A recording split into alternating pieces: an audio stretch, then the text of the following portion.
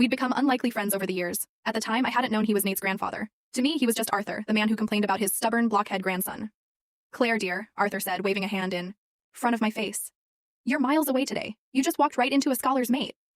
I looked down. The board was a disaster. I forced a smile. "You got me, Arthur. I'm off my game." He studied me, his eyes sharp. "Did you and Nate have a fight?" I shook my head. "We didn't fight. We didn't have enough friction to spark a flame, let alone a fire." "That boy," Arthur sighed. "He's always been emotionally stunted. I'll have a word with him."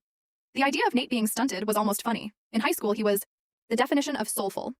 He was a romantic extremist. He'd bought roses for every girl in the senior class just so Camille wouldn't feel singled out by her strict parents.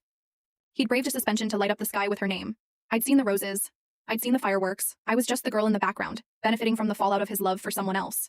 The realization hit me then, sharp and cold. I was afraid.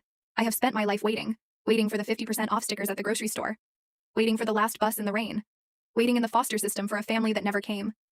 I was falling into the old habit again. I was waiting for the inevitable, waiting for Nate to realize he still loved her, waiting for the "we need to talk" conversation, waiting to be discarded. Usually the waiting was a numb, dull thing, but this time it hurt. I decided, for the first time in my life, to be brave. I went to Nate's office. I rehearsed the questions in my head the whole way there. "Do you still love her? Are we over?" I didn't even make it past the lobby. The receptionist gave me a polished, pitying smile. "I'm sorry, Mrs. Vance, but Nate is in a closed-door session. Unless it's an emergency?" I wasn't even sure if Nate wanted his employees to know he was married to someone like me. I hadn't pushed for a public profile. "It's fine," I said. I pulled out my phone to call him, just as the elevator dinged. Nate walked out, surrounded by a phalanx of VPs. He looked at his phone, a flicker of confusion crossing his face, but he didn't answer. I hung up instinctively. He was walking slower than usual, leaning back to listen to someone behind him.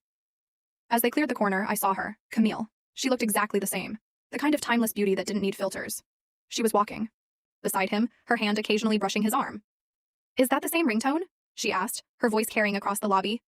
"I can't believe you still use that piano track. It was my favorite." Hungry for more? Find the full novel on Moto Novel. Download the app and enjoy the ending.